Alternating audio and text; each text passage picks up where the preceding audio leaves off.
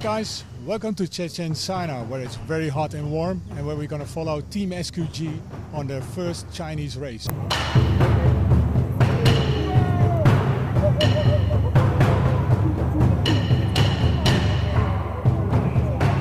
Hello, FormulaFPV, yeah! Bam.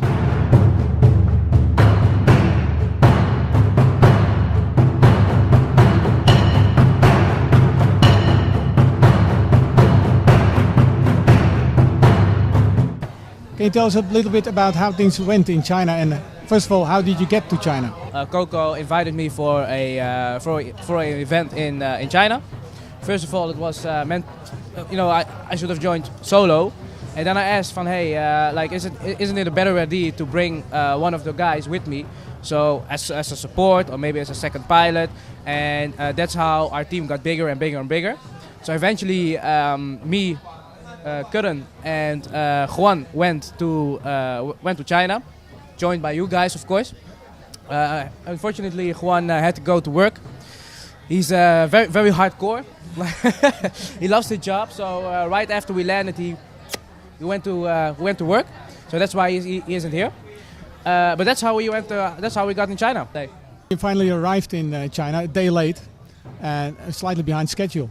So what happened then? Day 2. Yeah, well, we're supposed to arrive on Wednesday, so we had a lot of time to rest and wake up early, so we could practice on Thursday. But that didn't go right. We arrived very late, I think 9 o'clock at Thursday, and the exhibition hall where the event was, where the track was, closed at I think 10. Decided to try to go to the exhibition hall and try to do some practice laps. When on our arrival, it was like it was closed, but that's luckily we had Coco with us, so we went in from another side and we got in. I think we did 2 or 3 lipos. It was enough for that day.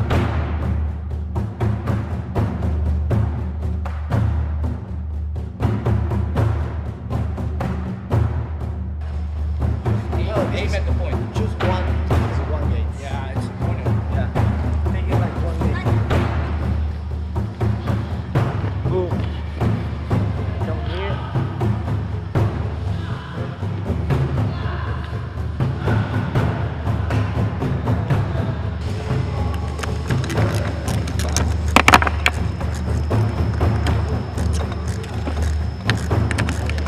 Never change the props in the car. There's no, with us it's not the drops, it's the quarter number 2. This one. So here these are fucked up. Yeah, there are no here. Why bucket? Yeah?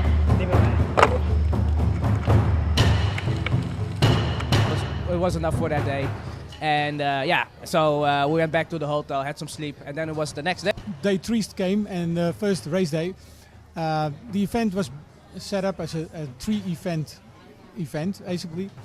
First event was race your own drone. You brought your D-quad with you. The second race was with a drone they provided, the Unicorn, and day 3 was the freestyle event. So the third day started with your own drone. How did that go? Yeah, well, actually pretty good. On Friday, it was about qualifying, so you had to fly solo on the track and put on the best time you could, fly the best time you could do. Time trial first.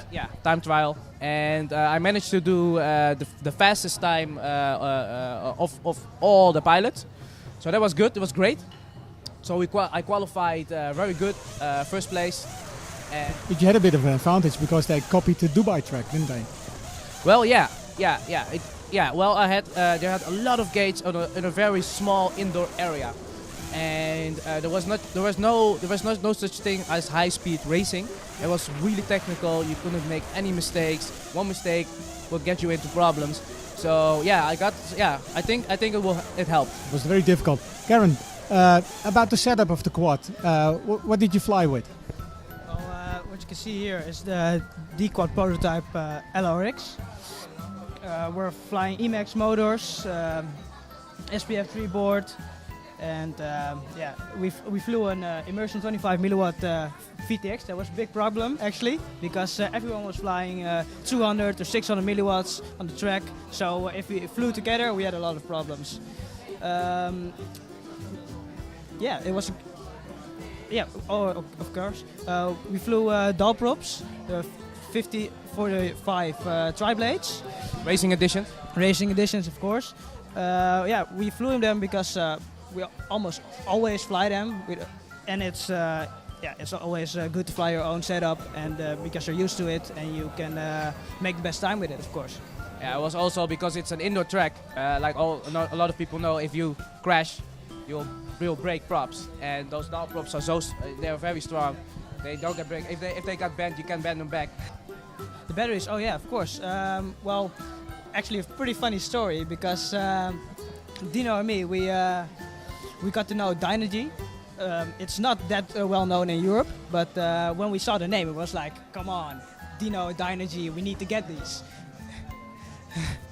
And well, we got there, and the owner of Dynergy met us there and brought some batteries for us to try. There were the new Graphene 2.0 1500 mAh 4S batteries, and yeah, Dino. Well, they flew really good. Normally, I'm flying Tatu batteries, nanotech batteries. Some of you might know them; they're very popular. And well, I tried those Dynergies for once, because, like he said, Dino, Ghetto Dino, Dynergy. And actually, they were pretty good. I'm not saying this because I got them for free, but I flew the whole event. I flew them with my flew Dynergy batteries, because I never noticed any voltage drops. It was constant power, very good. Normally, I could know when I have to land because my battery's empty. Go. Day 3 was a good success because you became. Well, actually,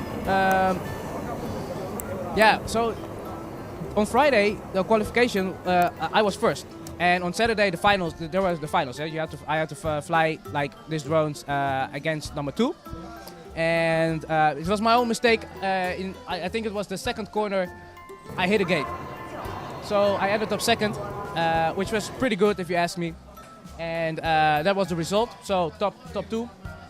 But you won a nice certificate for that. Oh yes. We won a lot of certificates. It's China, it's the land of certificates. You're now a certified drone racer. I'm a certified Chinese drone racer living in Holland. And then came day 4 and we flew the Unicorn for an FPV style. How was that, flying a different drone? This is a great story, because well, everybody was handed after the finals of the DRS this class. Everybody got their Unicorn quad, and we also got some time to practice. Well, I plugged in the battery and it flew like a boat. Like a boat? Yeah, it flew like a boat. It didn't fly. It was really bad. But luckily, we brought our magician, aka Tarzan FPV, aka Juan. This guy knows the language of PID. This guy is really awesome, and it took us one and a half hour, but it was so good. It was flying really locked in. Juan did a great job on PID tuning, and at first we thought, oh well, we got this, we're going to win the event. And then secondly, we thought, yeah, this is not fair, because everybody is going to fly a drone that flies. They're going to like sail a boat, and we're going to fly a Unicorn. It's not fair. So we decided to share the PIDs with all the pilots of the event, so it will be fair enough. So it was really a challenge. Yeah, great. I spoke to the owner, Matt. Pilots from China to help us to make the drones better and better, and also team from Holland also help us to do the PID settings. We are very impressive because in China, our PID settings and tuning are not as professional as the Europe pilots. So we're very happy to see this kind of cooperation, yeah, and working together. The race itself, how did that go? Third is also good. Also Yeah. got a certificate for that. Another certificate. You now must have impressed the customs leaving China with all these certificates. So Karen, did you, from a technical point, see anything special in the Unicorn? Well, I need to say, for a ready to fly quad, it was pretty light, pretty good quad, comparable with the good PIDs to a normal quad. Yeah, I think. Yeah, but we are not all Dino, you know, and probably just as well, you know. But for a beginner, it's a great quad at a great price, and it should do well. We hope Max gets a lot of sales out of that quad. Okay, so that was day 4 already. Oh, that was a wonderful night. Yeah, we had a tour. That was awesome. Yeah, we did some clubbing after the Japanese restaurant. Chinese people are nuts. Day 5, freestyle on the same track as we did the first 2 races. It was a bit difficult with all the gates still there and little room to fly. Well, yes and no. It was a bit difficult to fully go freestyling on a track that has a lot of gates, and you only had 6 meters in height for freestyling. Well, that's a pretty difficult challenge. You also had to do this for 2 minutes and 20 seconds, which is pretty long. So, well, but yeah, everybody has to do it, so it's a challenge, you know. And well, it went actually pretty good. I managed to use all the gates in my advantage. I used I went through it with flips, and well, I tried my best.